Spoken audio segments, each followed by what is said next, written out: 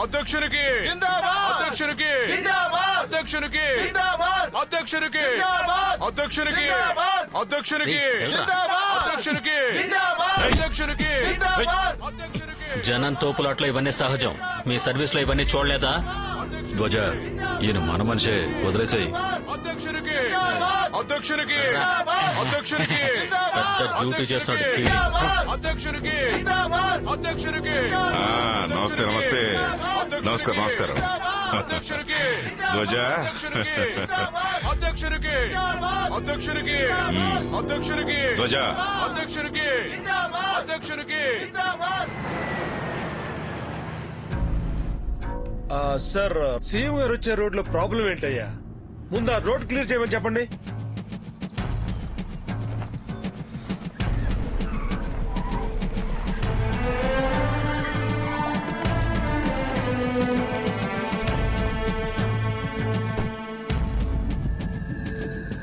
ఆ అమ్మాయి పేరేమన్నారు? Sir, Ramya sir.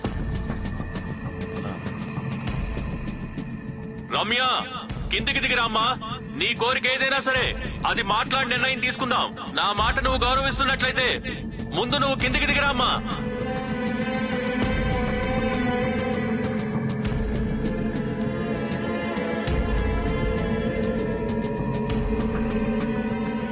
నమస్కారం సార్. ఏంటమ్మా ఇదంతా?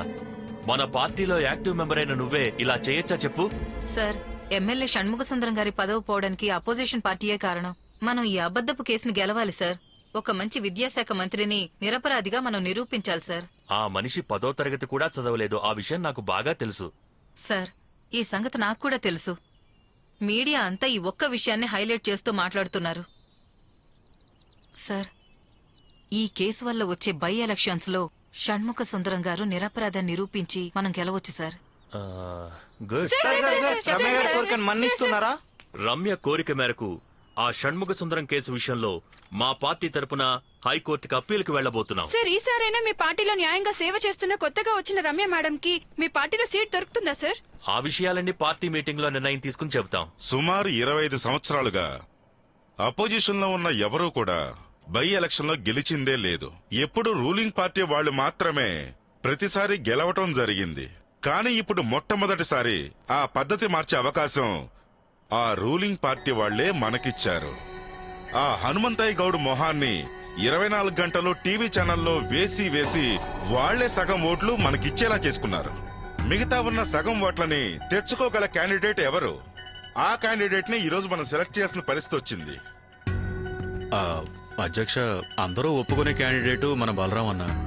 ఆయన వృత్తిలో మాత్రమే కాదు, పార్టీలో కూడా చాలా మంచి పేరుంది. నాకు తెలిసి ఆయనే మంచి క్యాండిడేట్. నమస్కారం. నమస్తే. నాకెందుకో ఇది కరెక్ట్ అనిపించట్లేదు అధ్యక్ష. రే ధ్వజ, నోరు మూసుకొని ఉండలేవా? సైలెంట్ గా ఉండవయ్యా.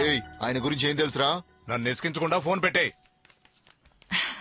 మీకోసం ముత్యాలమ్మ గుడికి వెళ్లి స్పెషల్ గా అర్చన చేయించి ప్రసాదం తీసుకొచ్చాను. తీసుకోండి సార్.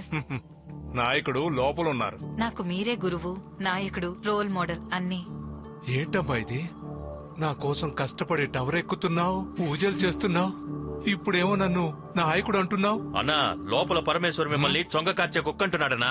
బయటికి రానివ్వండి, నేను చూసుకుంటాను వాడి సంగతి. పదవిలో లేకపోతే కాలికి వేసుకున్న చెప్పులు కూడా గౌరవించవు, నాయకుడు కూడా విలువివ్వరు. నువ్వు కరెక్ట్ గా చెప్పావు. నేను ఆల్రెడీ సీఎంతో చెప్పాను, నేను ఎవరినైతే చూపిస్తానో వాళ్లే క్యాండిడేట్ అని. మీరు చెప్తే సీఎం వింటారా? ఆయన వినాలి, ఆయన బాబు వినాలి. ఎందుకంటే వాళ్ళ సగం ఆస్తికి బినామీ మా నాన్న. అయితే మీకు బినామీగా ఒకరిని పెట్టుకుంటే అతనే క్యాండిడేట్ అవుతాడు. నేను ఆల్రెడీ డిసైడ్ చేశా. ఆ భైరవుడు కొడుకే కరెక్టు. కీ బొమ్మలా చెప్పినట్టే వింటా. ఆ భైరవుడు మిమ్మల్ని నోటికొచ్చినట్టు తిడుతున్నాడు. ఇప్పుడే కదయ్యా వాడి గురించి గొప్పగా చెప్పాను. ఆ శివ లోపల ఉన్నాడా? వాడు మిమ్మల్ని వేలిముద్రగాడంటున్నాడు. నా అనుకున్న వాళ్లే నన్ను అన్ని విధాలా అవమానిస్తే ఇంకేం చేయాలమ్మా? టెన్షన్ పడకండి. కళ్లు మూసుకుని ఆ ముత్యాలమ్మని తలుచుకుని ఆలోచించి చూడండి. ఆ అమ్మే మీకు సరైన క్యాండిడేట్ ని చూపిస్తుంది. కళ్ళు మూసుకొని ఎందుకు ఆలోచించాలమ్మా? కళ్ళెదురుగా నువ్వు సాక్షాత్తు అమ్మవారిలా ఉంటేను నేను ఇంకొకరిని ఆలోచించడం ఎందుకు? రే మూర్ఖుడా అని సోమసుందరం తిడుతున్నాడన్నా. నన్ను మూర్ఖుడు అంటున్నాడా? చూడు వాడిని ఏం చేస్తాను. పద. అధ్యక్ష, నేను చెప్పేది ఒకటే. విద్యాశాఖ మంత్రి హనుమంత్ గారు ఎస్ఎస్సి ఫెయిల్ అయింది కాదు మ్యాటర్. ఎంఏ పాస్ అవ్వడానికి వేరొకరి చేత రాయించడం తప్పు. చదువుకుని వాళ్ళు విద్యాశాఖ మంత్రి కాకూడదని రూల్స్ ఏం లేవు.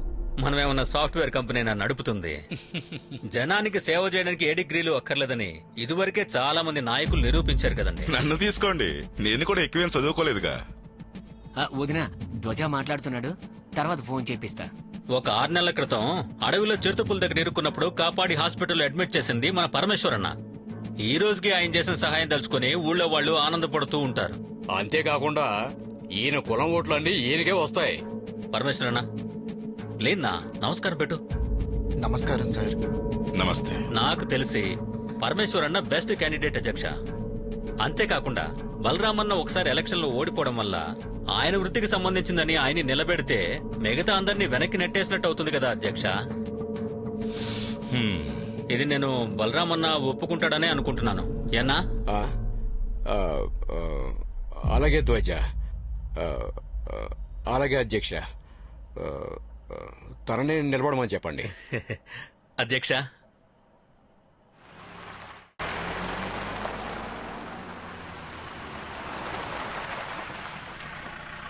హాయ్ వదినా. ఏయ్, మీటింగ్ లో ఉన్నానని తెలుసు కదా. ఫోన్ తీయకపోతే నేను బిజీగా ఉన్నాననే నువ్వు అర్థం చేసుకోవాలి. ఏంటి అన్నిసార్లు ఫోన్ చేసావు? అన్నిసార్లు ఫోన్ చేశానంటే ఏదో ఒక ముఖ్యమైన విషయం ఉండుంటుందని నువ్వు అర్థం చేసుకోవచ్చుగా. సరే, కోప్పడకు, వదిలే. ఎమ్మెల్యే క్యాండిడేట్ సెలక్షన్ జరిగిందమ్మా. ఎవరిని నిలబెడితే తప్పకుండా గెలవగలము నాయకులతో పాయింట్ బై పాయింట్ చెప్పాను. శాబాష్ అన్నారు. అవును, నువ్వెందుకు ఫోన్ చేసావు? నువ్వు చెప్పినంత పెద్ద విషయం ఏం లేదు. మా పార్టీ తరపున ఈసారి నేనే ఎమ్మెల్యే క్యాండిడేట్ ని. నిజంగానా? అంతేకాదు బాబు, ఎలక్షన్స్ అయ్యేంత వరకు మా పార్టీకి జిల్లా ప్రెసిడెంట్ ని నేనే. అదేంటి అంత పెద్ద పదవి నీకిచ్చారు? ఏ, నాకు ఇవ్వకూడదంటావా? లేక నాకు అసలు అర్హతే లేదంటావా? ఏయ్, అలా అని కాదు. మీ పార్టీలో చాలా మంది సీనియర్స్ ఉన్నారు కదా, అందుకే అడిగా. సీనియర్స్ జూనియర్స్ మీ పార్టీలోనే. మా పార్టీలో తెలివైన వాళ్ళనే గుర్తిస్తారు. ధ్వజ, మీ పార్టీలో నిన్ను యూజ్ చేసుకుంటున్నారు. నేను చెప్పేది విని మా పార్టీకి వచ్చేసి నా మాట ఎప్పుడు విన్నావని. ఎవరికెప్పుడు ఏమివ్వాలో మా నాయకుడికి బాగా తెలుసు. హ్, మీ ఎమ్మెల్యే ఏదో ఫోర్జరీ కేసులో ఇరుక్కున్నాడు, అందుకే ఆ ఎమ్మెల్యే పోస్ట్ నీకిచ్చారు. ఎలాగోలా ఇచ్చారు కదా, నీకు సంతోషంగా లేదా? అయ్యయ్యో, చాలా సంతోషం మేడం. రండి మేడం, కూర్చోండి. ఏంటి మేడం, ఎమ్మెల్యే క్యాండిడేట్ అయ్యారు, జిల్లా ప్రెసిడెంట్ కూడా.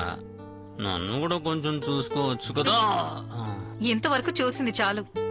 ఎలక్షన్ అవగానే పెళ్లి చేసుకుందాం, ఆ తర్వాతే ఇవన్నీ. పెళ్లి తర్వాత ఇవన్నీ ఉంటాయిలే. అంతకు ముందు ఒక చిన్న టీజర్ రిలీజ్ చేస్తే బాగుంటుంది కదా.